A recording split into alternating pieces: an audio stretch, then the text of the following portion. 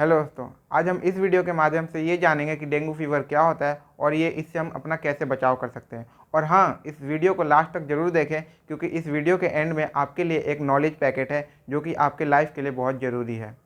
Hello दोस्तों, मेरा नाम है फार विकास कुमार। आप देख रहे हैं फार्मेसी दुनिया। चलिए इस वीडियो को शुरू करते हैं। और हाँ, अगर आपने अभी तक से इस चैनल को सब्सक्राइब नहीं किया है तो प्लीज़ सब्सक्राइब करें क्योंकि हेल्थ से रिलेटेड मैं वीडियो बनाता रहता हूँ। दोस्तों, डेंगू फीवर, इसे डेंगू नहीं डेंगी कहा जाता है। दोस्तों, डेंगू फीवर एक वायरल फीवर होता है जो कि वायरस की वजह से फैलता है। और दोस्तों, ये जो डेंगू मच्छर होता है जिसे एडिस एजिप्टी मच्छर भी कहते हैं, तो ये दोस्तों एक वायरल कैरियर का काम करता है। दोस्तों, आइए हम एक एग्जांपल के माध्यम से ये समझने की कोशिश करते हैं कि आखिर ये डेंगू फीवर फैलता कैसे है। दोस्तों, मान लीजिए दो व्यक्ति है, एक का नाम है ए और दूसरे का नाम है बी। दोस्तों, अगर ए व्यक्ति को अगर डेंगू फीवर हुआ हो तो अगर वो मच्छर जिसे बोलते हैं फीमेल एडिस एजिप्टी मॉस्क्यूटो, अगर उस मच्छर ने ए व्यक्ति को काट लिया, अगर वही सेम मच्छर दूसरे व्यक्ति को भी काट लेता है जिसका नाम बी है, तो चांसेस होते हैं कि उस मच्छर ने इस व्यक्ति से वायरस को कैरी करके दूसरे व्यक्ति में डाल दिया है, तो उससे भी डेंगू हो जाएगा। तो इसे बोलते हैं वायरल कैरियर। दोस्तों, आइए अब हम ये जानने की कोशिश करते हैं कि हमारे शरीर में डेंगू मच्छर के काटने से लक्षण कौन कौन से आते हैं। दोस्तों, यहाँ पर आ जाता है कि हमें बहुत ज़्यादा फीवर होगा, हमें हड्डी मांसपेशियों में दर्द होगा, बहुत ज़्यादा हमारे हेडेक होगा, जो आगे वाला जो पार्ट होता है उस हेड वाला जो फोर हेड होता है उसमें ज़्यादा हेडेक होगा। दोस्तों, हमारे आई के पीछे वाले पार्ट में ऐसा लगेगा कि आंखें फट रही है, उसमें ज़्यादा पेन होगा। और दोस्तों, हमें मतलब आलस सा आएगा, बहुत ज़्यादा थकावट सा महसूस करेंगे। ये कुछ सिम्टम्स होते हैं डेंगू फीवर के। दोस्तों, अब हम जानने की कोशिश करते हैं कि आखिर ये जब हम डॉक्टर के पास जाएंगे तो इसके लिए क्या कोई टेस्ट वगैरह अवेलेबल है। जी हाँ दोस्तों, इसके लिए नॉर्मली वैसे बहुत सारे टेस्ट भी होते हैं, पर इसके लिए नॉर्मली डेंगू के लिए दो टेस्ट अवेलेबल होते हैं। एक होता है दोस्तों NS1 antigen, dengue NS1 antigen test. और दूसरा होता है दोस्तों डेंगू सेरोलॉजी टेस्ट। जो पहला वाला टेस्ट होता है NS1 एंटीजन टेस्ट, दोस्तों ये पहले के दूसरे और चौथे दिन में अगर डेंगू फीवर हुआ तो उस केस में इस टेस्ट को किया जाता है। अगर चौथे और पाँचवें दिन से ज़्यादा हो जाता है डेंगू फीवर के हुआ होना, तो उस केस में दोस्तों हम सेरोलॉजी टेस्ट करवाते हैं। दोस्तों, इसके साथ एक और टेस्ट किया जाता है जिसे हम CBC टेस्ट कहते हैं। इसका मतलब होता है कंप्लीट ब्लड काउंट। दोस्तों, इसमें क्या होता है, हमारे ब्लड के जितने भी कंपोनेंट्स होते हैं उसके काउंट मेजर किया जाता है। जैसे प्लेटलेट्स हो गया, WBC हो गया, RBC हो गया, हीमोग्लोबिन, ये जितने भी हमारे ब्लड के कंपोनेंट्स होते हैं इनको काउंट किया जाता है। जो डेंगू के केस में दोस्तों होता क्या है, मेजरली जो हमारे प्लेटलेट्स होते हैं वो बहुत ज़्यादा गिरने लगते हैं, उनकी वैल्यू कम होने लगती है। तो इस केस में क्या होता है, प्लेटलेट्स हमारे शरीर में एक कोगुलेंट का काम करते हैं। फॉर एग्जांपल, अगर आपको कहीं पे स्किन पे कट लग जाता है तो वहाँ पे आप देखेंगे कि थोड़ी देर बाद ही वहाँ पे ब्लड जम जाता है, यानी कि खून का जमाव हो जाता है, जिसकी वजह से हमारी ब्लीडिंग रुक जाती है। तो वो एक गत्था बना लेता है। जो गत्था बनाने में जो मेन रोल होता है दोस्तों वो प्लेटलेट्स का होता है। और दोस्तों, जैसे अगर इसकी मात्रा बहुत ज़्यादा कम हो जाती है हमारे शरीर में तो ब्लीडिंग भी हो सकती है। जैसे इंटरनल ब्लीडिंग हो सकता है, हमारे ऑर्गन के पास से कहीं से ब्लीडिंग हो सकता है, नोज से ब्लीडिंग हो सकता है, हमारे जो फिशेस होते हैं जो लेटरिन के थ्रू निकलता है उसमें भी ब्लीडिंग आ सकता है। तो दोस्तों, हमारा जो प्लेटलेट्स का जो नॉर्मल काउंट होता है वो 1.5 लाख से 4.5 लाख के बीच में होता है। अब दोस्तों होता क्या है, अगर ये फीवर की वजह से हमारे प्लेटलेट्स बहुत ज़्यादा कम हो जाते हैं तो उस केस में क्या होता है कि डॉक्टर ये देखते हैं कि अगर 50,000 से कम तक का प्लेटलेट्स है और बहुत ज़्यादा तेज़ी से गिरता है, मतलब कम हो रहा है, तो उस केस में पेशेंट को हॉस्पिटलाइज करने की ज़रूरत पड़ती है, यानी कि पेशेंट को हॉस्पिटल में रखने की ज़रूरत पड़ती है। और दोस्तों, अब हम ये जानने की कोशिश करते हैं क्या डेंगू के लिए कोई स्पेसिफिक ट्रीटमेंट है। जी नहीं, अभी तक से डेंगू फीवर के लिए कोई स्पेसिफिक ट्रीटमेंट नहीं है अवेलेबल। दोस्तों, होता क्या है, ये एक सिम्टोमेटिक ट्रीटमेंट किया जाता है इसका। सिम्टोमेटिक के केस में क्या होता है दोस्तों, इस केस में जो पेशेंट होता है उसमें जैसे जैसे उसके लक्षण आते हैं ना, उस लक्षण को सप्रेस किया जाता है। फॉर एग्जांपल, जैसे कि किसी पेशेंट को डेंगू फीवर में बहुत ज़्यादा फीवर आ रहा है तो फीवर को काम डाउन करने के लिए पैरासीटामोल दिया जाता है। और जैसे किसी को बहुत ज़्यादा इलेक्ट्रोलाइट्स की कमी हो गई तो उसको RL की बोतल भी चढ़ाई जाती है, ज़्यादा पानी पीने के लिए बोला जाता है। और दोस्तों, जैसे कि जिस पेशेंट को अगर प्लेटलेट्स की बहुत ज़्यादा कमी आ जाती है तो उस पेशेंट को प्लेटलेट्स ट्रांसफ्यूज़न किया जाता है, ब्लड ट्रांसफ्यूज़न। इसमें क्या होता है कि ब्लड बैंक से प्लेटलेट्स मंगवाया जाता है, फिर उस पेशेंट को चढ़ा दिया जाता है। दोस्तों, अब हम ये जानने की कोशिश करते हैं कि डेंगू फीवर से हम अपना बचाव कैसे करें।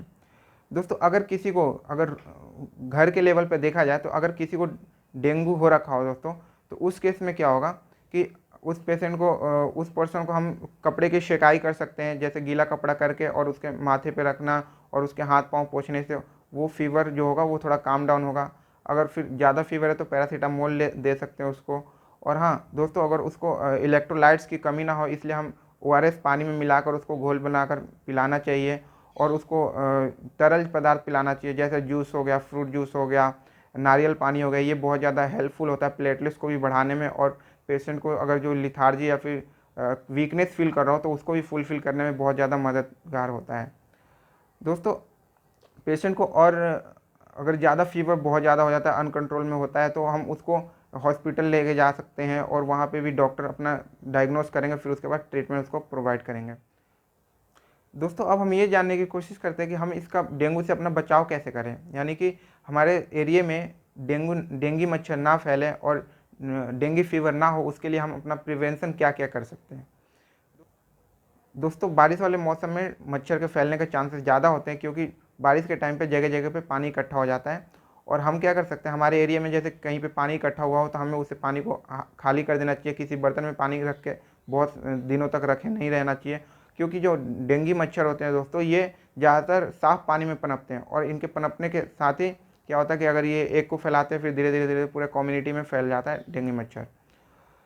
दोस्तों अब हम इसके लिए क्या कर सकते हैं कि इंसेक्टिसाइड, पेस्टिसाइड जैसे जो कुछ केमिकल्स होते हैं, जो लोकल अथॉरिटी होती है आपके एरिया में, उनको आप बुलाकर अपने एरिया की फ्यूमिगेशन करवा सकते हैं। दोस्तों यहाँ पे क्या होता है, मच्छर भगाने वाले अथॉरिटी के साइड से धुआं वगैरह भी किया जाता है, जिससे कि आपके एरिया में मच्छर ना रहे। पेस्टिसाइड, इंसेक्टिसाइड भी छिड़का जाता है। ये सब हम स्टेप उठा सकते हैं। दोस्तों चलिए अब हम ये जानने की कोशिश करते हैं कि आज का नॉलेज पैकेट क्या है। जी हाँ, जिसका था आपको इंतज़ार। दोस्तों आज के नॉलेज पैकेट में हम जानेंगे लिवोसिट्रीजिन के बारे में। जी हाँ दोस्तों, लिवोसिट्रीजिन बहुत से लोगों को पता भी होगा और आप में से कुछ को नहीं भी पता होगा कि यार ये लिवोसिट्रीजिन होता क्या है। चलिए जानते हैं। दोस्तों लिवोसिट्रीजिन एक एंटी एलर्जिक ड्रग है, जो कि एंटी हिस्टामिनिक मेडिसिन भी बोला जाता है इसको।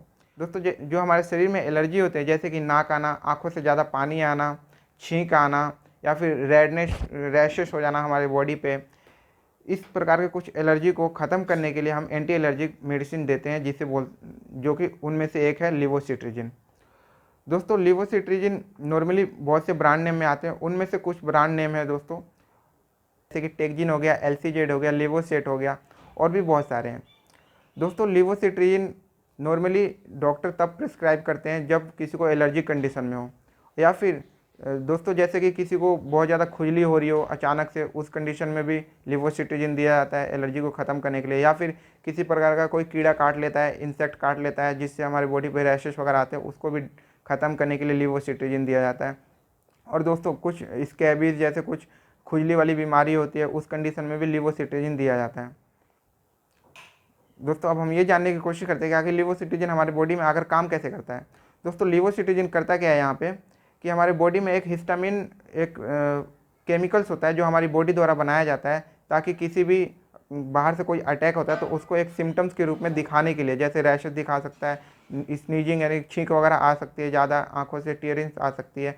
तो इस तरह से उस हिस्टामिन रिसेप्टर को ब्लॉक करने के लिए एंटी हिस्टामिनिक ड्रग दिया जाता है, जिसका नाम है लिवोसिट्रीजिन। दोस्तों अब हम ये जानने की कोशिश करते हैं क्या लिवोसिट्रीजिन का प्रिकॉशंस क्या है, कब नहीं लेना चाहिए लिवोसिट्रीजिन। दोस्तों जब हम ड्राइविंग कर रहे हो या फिर बाइक के पीछे बैठो तो हमें लिवोसिट्रीजिन नहीं लेना चाहिए, क्योंकि लिवोसिट्रीजिन दोस्तों ड्राउजीनेस कॉज करता है, मतलब कि सिंपल वे में कहा जाए तो वो नींद लाता है लिवोसिट्रीजिन। इसलिए हमें डॉक्टर ज़्यादातर रात को प्रिस्क्राइब करते हैं मेडिसिन लेने के लिए लिवोसिट्रीजिन।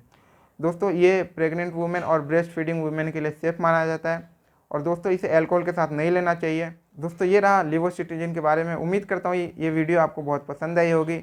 ये आपको वीडियो कैसा लगा प्लीज़ कमेंट सेक्शन में बताएं।